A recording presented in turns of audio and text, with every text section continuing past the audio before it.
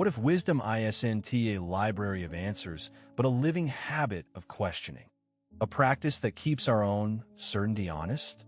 Socrates would say yes. And he would hand us 5 lessons that still rattle the foundations of philosophy. 5 lessons from a man who never claimed to know it all, yet who changed how we think about knowing. Lesson 1 is the courage to examine life itself. He didn't offer a doctrine so much as a daily invitation. Step into the agora with your assumptions and let them stand the light of scrutiny. If we want to live with meaning, we must ask what we mean by meaning. If we want happiness, we must ask what counts as happiness. The unexamined life, Socrates argued, is a quiet room where myths grow unchallenged and shadows pretend to be gifts. The cure for lethargy is not more certainty. It is a stubborn practice of waking up to our own thinking. He walked with people, not above them, and drew them into a dialogue where conclusions never rested easy and never pretended to be complete. Lesson 2 is humility disguised as method.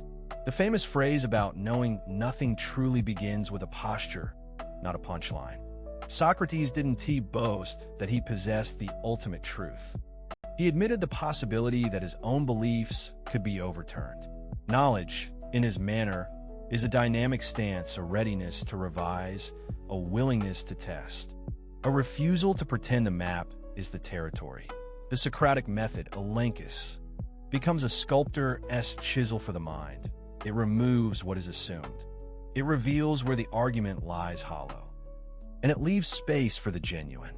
In a world that worships certainty, humility is a radical act we allow for better answers to replace older ones. Knowing that wisdom is not a possession, but a practice. Lesson 3 is the border between belief and knowledge. Socrates doesn't ask us to abandon faith, but to demand that every belief earn its justification. He pressed for definitions, for clarity, for receipts of reasoning. If you claim courage, what does courage actually mean in a storm? If you claim justice, who benefits from your version of justice? And at what cost? This was not a debate about who wins. It was a discipline about how to win a fair hearing with ourselves. The shift was subtle but seismic. The shift from "I feel this is true" to "I can defend this claim under scrutiny." That boundary redraws our thinking from rumor to from comforting stories to testable ideas. And it makes philosophy not a dogma, but a lighthouse for difficult decisions. Lesson 4 is the power of dialogue. Socrates didn't teach through sermons. He taught through conversations that stretched minds longer than any single answer could. When we speak to another, we either confirm what we already think or we discover how much we don't know. The beauty of a genuine question is that it creates space for the other person to think aloud, to stumble, to grow. Dialogue becomes a shared discipline, a way to walk toward truth without absolute certainty blocking the path. In that sense, philosophy is not a solitary ascent, but a communal ascent, a chorus of minds testing the air together until a new air conditioner appears, clarity that feels almost like light breaking through. Lesson 5 is a stubborn identity, virtue as knowledge, or at least as teachable practice. This is the most provocative claim that Socrates leaves us. If virtue can be learned, perhaps there is a method for becoming a better person, not merely a smarter person. He hints that the good life is not a hidden prize granted to the rare and lucky, but a discipline of the will, a training of desires, a consistency of action aligned with reason. The aim is not to accumulate opinions, but to cultivate character. If delight is in harmony between belief and action, then the philosopher's journey becomes a daily regimen of choosing what is right when it's difficult, choosing truth over comfort, choosing solidarity over self-interest. The twist is quiet.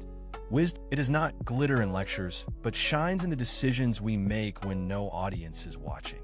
These 5 lessons didn't vanish with the fall of ancient walls.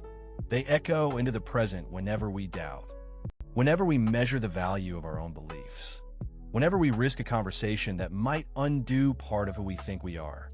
Socrates didn't offer a map to certainty. He gave us a compass for inquiry. He reminded us that thinking is not a mode of triumph, but a discipline of care for truth for others, for a life that can bear the weight of its own questions. As we confront a world crowded with confident voices, these lessons ask nothing less than a reorientation of our attention. We are not simply consumers of ideas. We are custodians of approaches to living. If curiosity is the first virtue, then the Socratic habit is the second. Curiosity disciplined by doubt, sharpened by conversation, and animated by the stubborn hope that a wiser version of ourselves might be waiting just beyond a difficult question. So what does this mean for your life today? Start with a question that won't let you go. What belief would I have to abandon to be right about this? Then sit with the dissonance. Let the questions hover. Don't smash them with an answer just yet. Invite a friend, a colleague, even a stranger into the pause. Watch how a simple exchange can illuminate a corner of your mind you hadn't noticed before. If you treat thinking as a practice rather than a performance, wisdom stops being a trophy and becomes a companion. In a sense, Socrates invites us to become gardeners of our own minds. We tend to soil the questions, and we harvest a harvest that cannot be stored in a single shelf or a single creed. The 5 lessons are not relics. They are tools for living thoughtfully in a world that respects certainty more than understanding. The work is ongoing, the stakes are real, and the reward is clarity that sustains us when the weather grows harsher. If you carry only one takeaway, let it be this: we are alive to think because we are alive to doubt. And in that discipline, wisdom becomes not a final destination, but a way of walking through life with more honesty, more courage, and a slightly quieter mind that still knows how to listen. Open, not closed. Question, not conclude. Engage, not retreat. In that practice, Socrates' wisdom remains a stubborn beacon, not an answer handed down, but a way of living that invites us to live better questions. Any script, that open stance, never fully sure, becomes a daily habit rather than a moment. I name one belief I'm tempted to defend. Then I test it against 2 counterexamples. Not to defeat it, but to refine it. It is humility wearing a practical coat, a way to stay teachable while the day imposes urgency. Definition is the battlefield.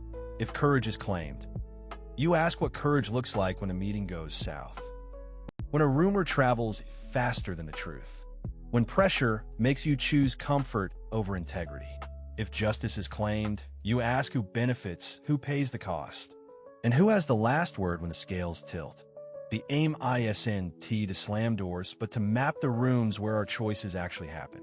Dialogue becomes more than polite talk. It becomes a method for unblocking stubborn mental knots. When you enter a conversation with the posture of a learner rather than a prosecutor, you invite the other person to think aloud, to stumble, to adjust. The value isn't victory. It's clarity, a shared light that reveals the shape of the problem. And in that shared space, your own ideas loosen their grip just enough to breathe, to become something you can revise, not something you must defend to the last breath. Now imagine applying this to a life crowded with noise. A manager who mistakes certainty for leadership. A parent who fears admitting doubt. A friend who worries that questioning is disrespectful. The Socratic toolkit isn't a luxury for philosophers. It's a way to hold conversation with reality itself. It asks you to test your beliefs against the weather of the world, the weather of data, of experience, of outcomes that reveal whether an idea works when it matters most. And here's the quiet twist. If virtue is teachable, then ethics becomes a craft, not a sermon. The best version of a good life isn't the version with the loudest declaration, but the one that endures scrutiny, adapts under pressure, and remains steady when no one is watching. It is in those moments late at night, in the inbox, across the table, that the 5 lessons reveal their true work. They reframe action as a practice, not a performance. So how to carry this forward without turning life into a classroom drill? Build a 5-minute nightly audit. Note one belief you tested, one assumption you revised, one new question you carried into tomorrow, one dialogue you pursued, and one concrete action aligned with your refined reason. If you can do that, the ancient roads stay open, not as relics, but as routes you can walk when the way grows uncertain. The wisdom of Socrates, ISNT, a museum piece. It's a living method for living well, a way to keep your future self honest. In a world that rewards certainty, the invitation remains surprising and radical. Be curious about what you don't know, and let that curiosity guide your choices more than any confident label ever could. The path isn't glamorous. It's precise, patient, and human. And that, in the end, may be the sharpest human weapon of all. Open, not closed. Question, not conclude. Engage, not retreat.